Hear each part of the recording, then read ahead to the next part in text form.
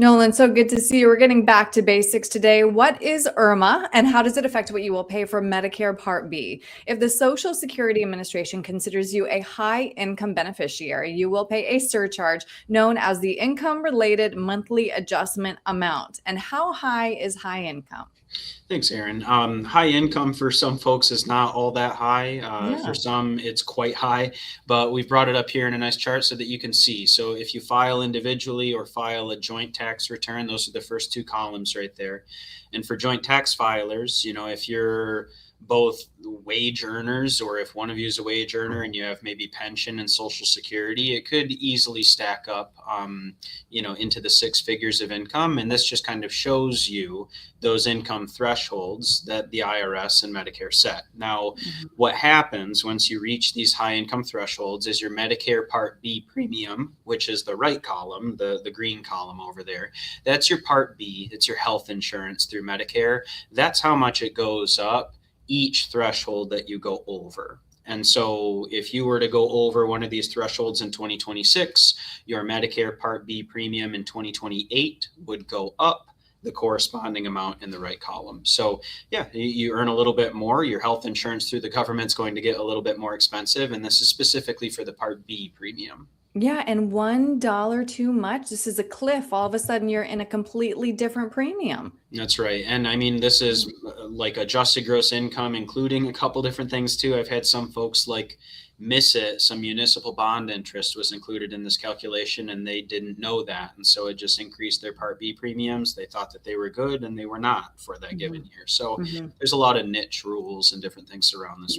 Right. Speaking of, I'm sure our observant viewers noticed here. So your 2026 premium here, based on your filing in 2024, this is known as the 2-year look back. So without proper planning, you may have to pay IRMAA because of a one-time financial event 2 years ago.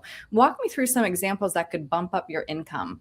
Yeah, this is what we refer to as a base year for your income. So you have the year that all your income happens, and then your Part B premiums are based on the 2 years prior. So in 2026, like you showed, it's based on 2024.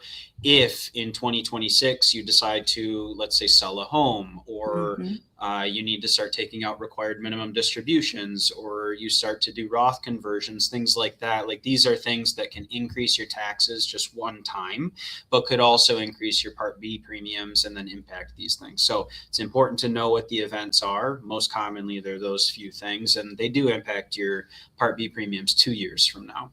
All right, so now let's talk through some strategies to reduce your IRMAA. And it's interesting you mentioned some of the financial events that could bump you into a new bracket, because Roth conversions, also one of the strategies to lower your IRMAA. Explain that, please. Sure. So when you're doing a Roth conversion to lower your IRMAA penalty, what you're doing is you're trying to lower the lifetime impact of your required minimum distributions. So if you're a retiree who, maybe has a little bit higher of a net worth, and maybe in an IRA you have $500,000 or $1 million or maybe even $2 million, you're a good saver and you've got this compound interest.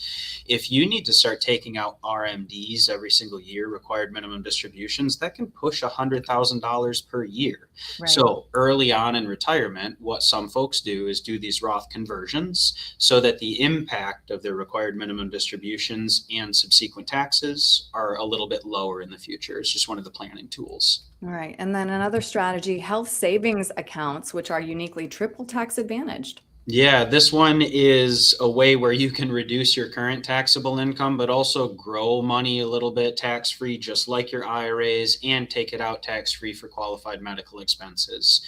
If part of your planning is withdrawing on your 401k for some of your healthcare expenses, it may be appropriate to start shoveling some money into an HSA as a planning tool and a different vehicle for some of those savings. So that's an option. And then, we talk about QCDs all the time, but that's probably number 3, as far as what you can do to reduce that taxable income. So if you recall, this is something that you can do once you reach age 70 and a half.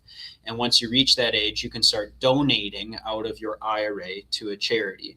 This is just one of the ways that you can reduce your taxable income, subsequently reducing your Part B premium increases. It's just you have to work around those thresholds and make sure whatever you're doing actually reduces you dollar for dollar below the threshold you're trying to get to. Right. I mean, this is like a 3D puzzle because it's like a financial event here for 2 years later. I'm planning. It's so much to consider, Nolan, which is why it really does help to kind of get those plans in place today and work on some of these strategies now. So if somebody would like to talk that through with you, what's the best way to reach you?